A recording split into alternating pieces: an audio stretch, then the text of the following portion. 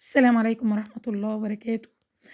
النهارده بقى باعمل معاكِ اللي هو الجزر السريع، هتخلّيه بمنتهى السهولة في 24 ساعة تاكلي منه، مش هيقعد معاكِ كتير جدًا وهيتخلِّل، وأنتم عارفين الجزر ممكن يغيب قد إيه،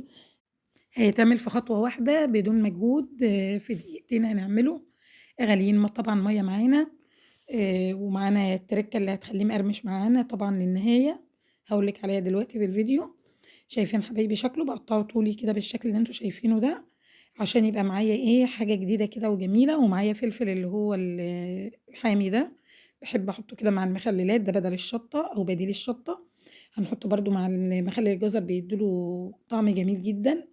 جرّبوه صدقوني هيبقى جميل معاكم وهتحبوا الطريقة دي، وهتعملي أحلى حاجة في الطريقة إن أنتِ هتعمليه أول بأول، برطمان صغير كده يعني يا دوبك يخلص تعملي غيره، مش هياخد معاكِ وقت ولا أي حاجة ولا هتشتري من برّه مخللات، لإن أسعارها دلوقتي بقت عالية ورغم إن هي حاجات بسيطة جدًا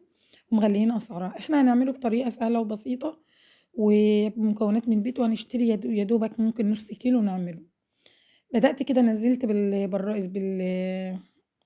البرطمان بتاعي طبعًا ناشف، مغسول وناشف، هابدأ أنزل بالفلفل والجزر بتاعي راقد كده بالطول، وهابدأ هاقول لِك دلوقتي أعمل المَيّة إزاي، المَيّة طبعًا مغلية عندي سِبتها تهدى دلوقتي وهاقلب فيها مكوناتي، بدأت رصيت كل كمية الجزر بتاعتي لحد ما مليت البرطمان بتاعي بالشكل ده كده، يا دوبك كمية محدودة جميلة تنفعك فترة يعني مش كبيرة، وفي نفس الوقت ما يبوظش معاكِ المخلل، ويفضل معاكِ أطول وقت ممكن لحد وقت معين أنتِ إيه خلصتِ فيه البرطمان، وممكن تاكلي منه أكتر من 5 مرات كمان. بدأت كده نزلت في المَيّة بمعلقة السكر أقلبها كويس مع الملح، معايا دلوقتي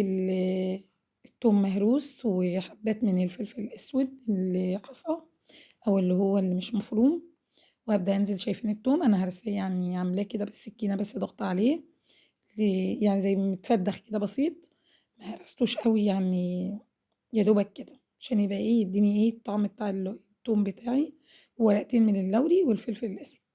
نزلت بمكوناتي كده وهاقلبها بالمعلقة، ومعايا ربع كوباية من الخل أو فنجان كده يعني بقيمة فنجان،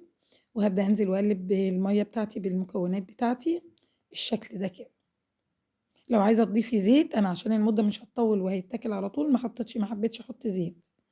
هابدأ كده أقلب كويس الملح والسكر يدوب كويس في المَيّة، وهابدأ أنزل بيهم على الجزر بتاعي. شايفين التومة عاملاها إزاي؟ بدأت كده هانزل بقى بالمَيّة بتاعتي على البرطمان،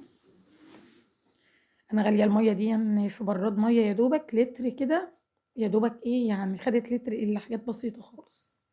وبدأت نزلت بالفلفل، باللوري، بالثوم، بالملح، بالسكر في المَيّة، ونزلت بيهم كده على الفلفل على الجزر بتاعي،